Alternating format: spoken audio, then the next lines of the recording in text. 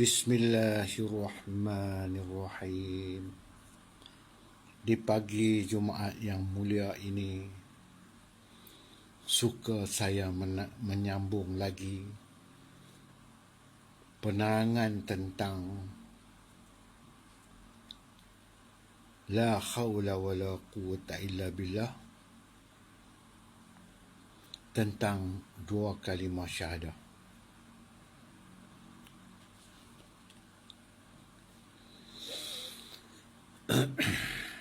La ilaha illallah dalam bahasa Melayu, tiada Tuhan melainkan Allah.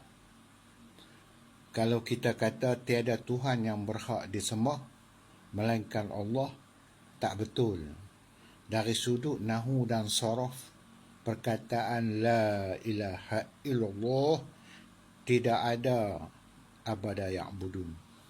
Perkataan yang berhak disembah tak ada. Yang ada hanya la ilaha illallah.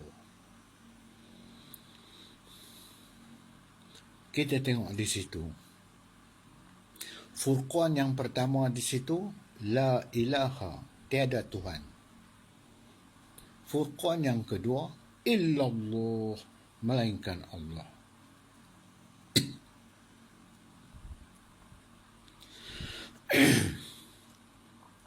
Apa yang dimaksudkan dengan Tuhan?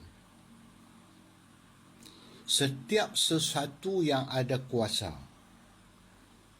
namanya Tuhan. Di dalam Al-Quran, rujuk Al-Quran,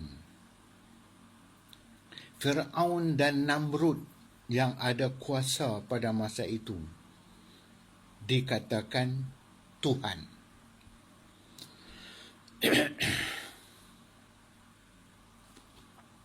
Apa sahaja yang kita percaya ada kuasa padanya, maka dia jadi Tuhan. Kalau kita percaya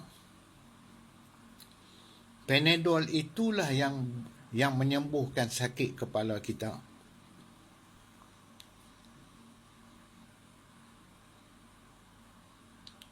maka jadilah Panadol itu Tuhan.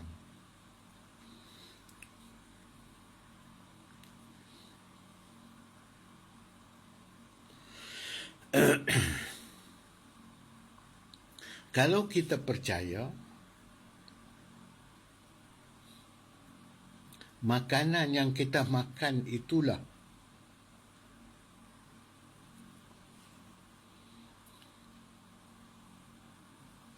yang mengenyangkan perut kita, maka makanan itu jadi Tuhan.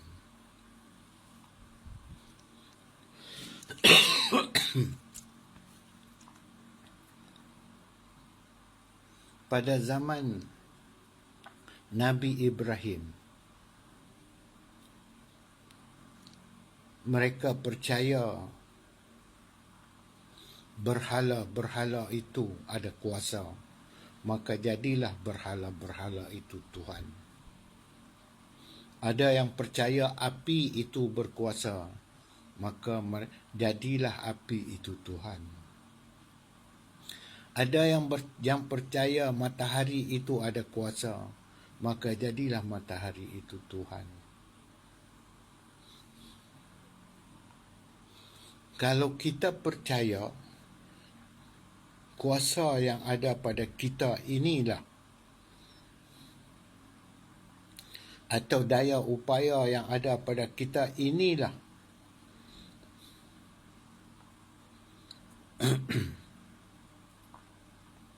kita punya, yang kita boleh buat itu, buat ini, maka jadilah kuasa atau daya upaya kita itu Tuhan kepada diri kita. Kuasa yang ada pada diri kita ni, dia akan menjadikan nafsu kepada diri kita. Kita nampak kitalah buat itu, buat ini, maka Allah Ta'ala nyatakan di dalam firman Al-Furqan 43-44, Al-Jathiyah 23. Kenapa kamu menjadikan nafsu kamu Tuhan kepada kamu? Kalau kita percaya saka baka hantu jin yang mendatangkan sakit kepada kita, maka jadilah saka baka jin hantu itu Tuhan.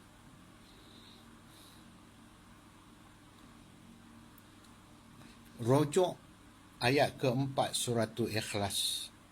Qul huwallahu ahad, Allahus samad, lam yalid walam yulad walam yakul lahu kufuwan ahad.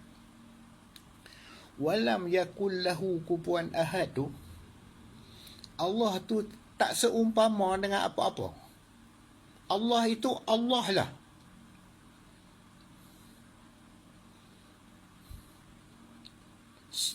Tak boleh nak digandingkan apa-apa dengan Allah Ta'ala. Tu ayat tu. Walam yakul lahu kufuwan ahad tu.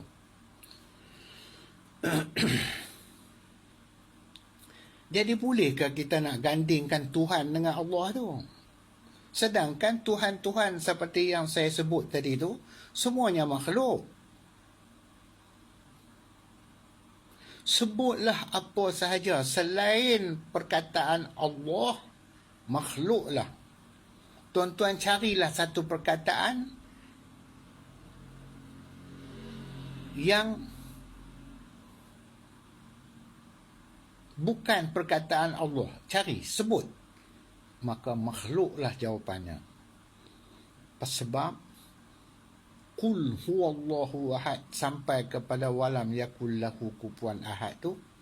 Walam yakul lahu kufuwan ahad tu, Allah tidak serupa, tak sama dengan apa-apa. Sebut apa pun selain daripada sebutan Allah, makhluk. Sebelum adanya dunia, sebelum ada manusia, sebelum ada apa-apa, yang ada hanya Allah Ta'ala. Kemudian Allah Ta'ala jadikan baru ada nama yang lain-lain itu. Jadi selain daripada Allah Ta'ala, makhluk. Maka sebab itulah, kalau kita kata satu perkataan yang bukan Allah yang berkuasa, kita kata sesuatu yang berkuasa itu bukan Allah lah yang kita sebut tu. Kita sebut apa sahaja ada kuasa, tapi kita tak sebut Allah. Kita sebut perkataan lain daripada Allah. Maka jadilah Tuhan. Bukan jadi Allah, jadi Tuhan. Kalau kita percaya selain daripada Allah ada kuasa, Tuhan lah tu. Namanya Tuhan. Contoh-contoh saya bagi tadi dalam Al-Quran pun ada. Sebab itu Allah Ta'ala turun firman di dalam Al-An'am ayat 19. Allah Ta'ala kata, hendaklah kamu bersaksi dan mengaku tiada Tuhan di samping aku.